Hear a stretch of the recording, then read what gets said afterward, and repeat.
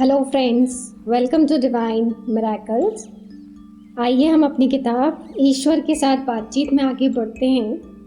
लेखक पूछते हैं, क्या आपको फल में आसक्ति नहीं रहती है? ईश्वर: बिल्कुल भी नहीं। सृजन में ही मेरा आनंद रहता है, उसके परिणाम में नहीं। परित्याग या वैराग्य कभी कर्म करने की मनाही नहीं करता है, बल्कि कर्म फल को पाने की कामना करने की मनाही करता है। इन दोनों में धरती आकाश का अंतर है।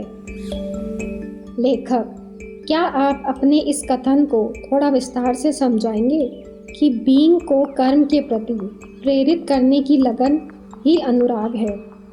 ईश्वर: बीइंग जीवन की सर्वोच्च अवस्था होती है। यह परम निर्मल सार तत्व है। यह ईश्वर का वह आयाम है जो वर्तमान भी है और अवर्तमान भी, समस्त भी है और असमस्त भी, नित्य भी है और अनित्य भी। शुद्ध बीइंग ही शुद्ध ईश्वर तत्व है।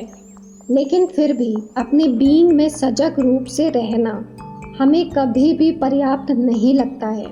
हमेशा ही हम इस अनुभव के प्रति लालायित रहा करते हैं कि हम क्या हैं, लेकिन इसके लिए दिव्यता का एक पूरा और भिन्न आयाम चाहिए होता है, जिसे कर्म कहते हैं। यह कहा जा सकता है कि तुम अपनी आत्मा के अंतरम में दिव्यता का वही आयाम हो और इसे प्रेम कहते हैं, और इत्तेफाक से यही तुम्हारा सत्य भी है। तो स्वयं प्रेम स्वरूप होना एक बात है, और कोई ऐसा कर्म करना जिसे करने को हम प्रेम कह देते हो वह अलग बात है। आत्मा जो है उस बारे में वह कुछ ऐसा करना चाहती है कि वह स्वयं को अपने ही अनुभव द्वारा जान सके। इसलिए कर्म करने के माध्यम से ही वह अपने सर्वोच्च स्वरूप का बोध करने का प्रयास करती है। यह करने की अंतः प्रेरणा अनुराग कहलाती है। इस अनुराग की हत्या करना ईश्वर की हत्या करना है। इस अनुराग के माध्यम से ही ईश्वर तुमसे संबोधन करना चाहता है। लेकिन ईश्वर या तुम्हारे भीतर विद्यमान ईश्वर जब अपना यह प्रिय कार्य करता है तो ईश्वर स्वयं को प्रत्यक्ष अनुभूत कर लेता है, और तब उसे कुछ और करने की आवश्यकता नहीं रह जाती है। जबकि इंसान अपने लिए किए बदले में पाने की ज़रूरत महसूस करता है। अगर हम किसी को प्रेम करते हैं तो अच्छी बात है, लेकिन उसके बदले में वह भी हमें प्रेम करे, कुछ ऐसी चाहना होती है यह। लेकिन यह अनुराग नहीं है, यह तो अपेक्षा है। मानव के दुख का सबसे बड़ा कारण भी यही है, और यही वह बात है जो मानव को ईश्वर से अलग करती है। वैराग्य इस अलगाव का अंत करना चाहता है अनुभव के माध्यम से, जिसे पूरब में योगी लोग समाधि कहते हैं, यानी ईश्वर के साथ एक हो जाना, दिव्यता में लीन और विलीन हो जाना। इस तरह वैराग्य फल का तो परित्याग तो करता है, लेकिन फिर भी अनुराग का नहीं, कभी भी नहीं। निश्चित रूप से प्रबुद्ध व्यक्ति अंतः प्रज्ञा द्वारा जान जाता है कि अनुराग ही उसका मार्ग है, कि अनुराग ही आत्मज्ञान का मार्ग है। सांसारिक भाषा में भी अक्सर यह कहा जाता है कि यदि किसी भी चीज़ के लिए तुम में अनुराग नहीं है तो तुम्हारा जीवन किसी काम का नहीं है। लेखक: आपने कहा है कि जिस किसी चीज़ का भी तुम प्रतिरोध करते हो वह चीज़ बनी ही रहती है, लेकिन जिसका तुम बोध कर लेते हो वह तिरोहित हो जाती है। क्या आप इस विस्तार से समझा सकते हैं? ईश्वर: जिस चीज़ को तुम वास्तविक ही नहीं समझते हो उसका तुम प्रतिरोध भी नहीं कर सकते हो। किसी चीज़ का प्रतिरोध करना यह बताता है कि तुमने उसके होने को स्वीकार कर लिया है। जब तुम किसी ऊर्जा का प्रतिरोध करते हो तब तुम उसे स्थान दे चुके होते हो। जितना अधिक तुम उसका प्रतिरोध करते हो उसे उतना ही अधिक वास्तविकता देते जाते हो।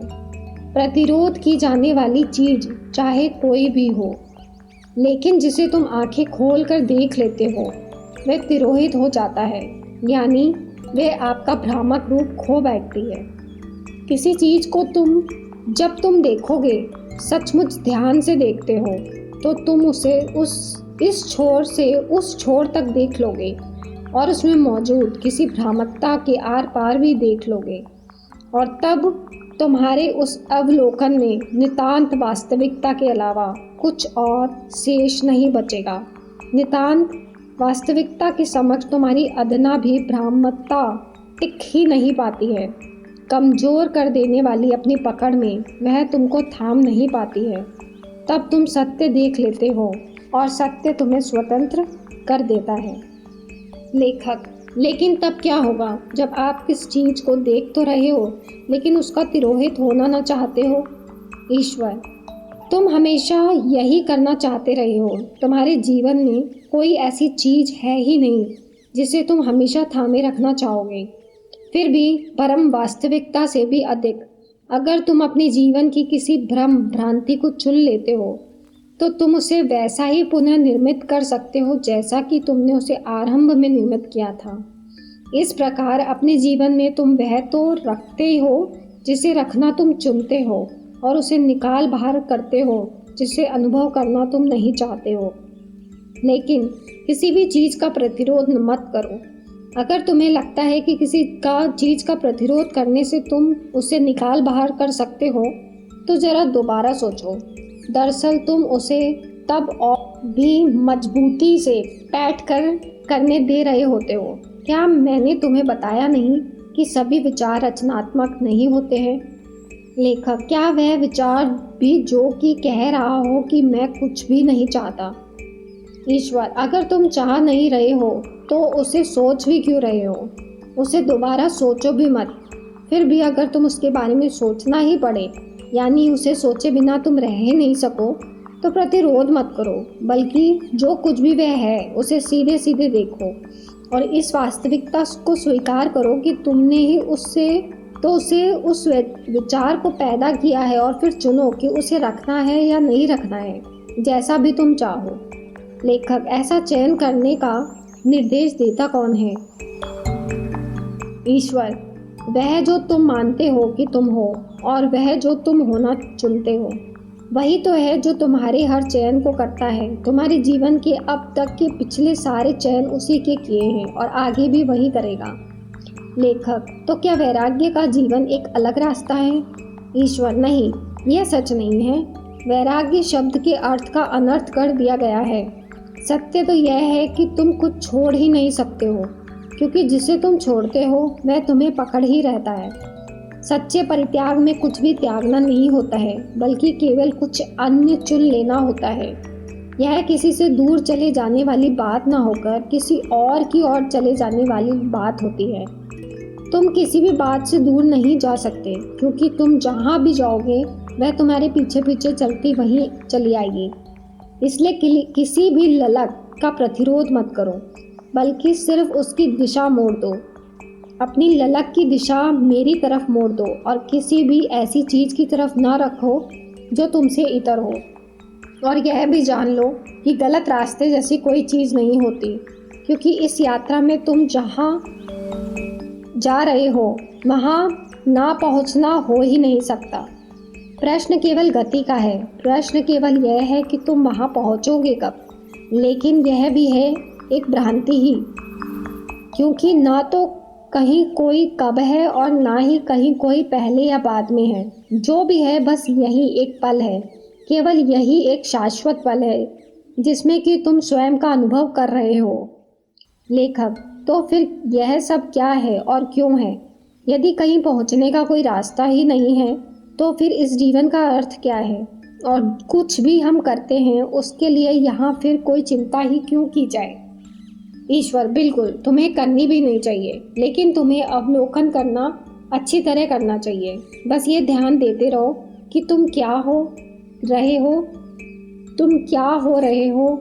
क्या कर रहे हो, क्या ले रहे हो, और देखो कि क्या वह तुम्हारे किसी काम का भी है या नहीं। जीवन का लक्ष्य कहीं पहुंचना नहीं है, बल्कि ये ध्यान में रखना है कि तुम पहले से ही वहाँ हो और हमेशा से रहे हो। शुद्ध सृजन के पल में तुम हो। सदा सर्वदा रहे हो और रहोगे। इसलिए जीवन का लक्ष्य है सृजन करना, जो तुम हो, और फिर उसे अनुभूत करना। तो फ्रेंड्स, आज इतना ही। धन्यवाद, धन्यवाद, धन्यवाद।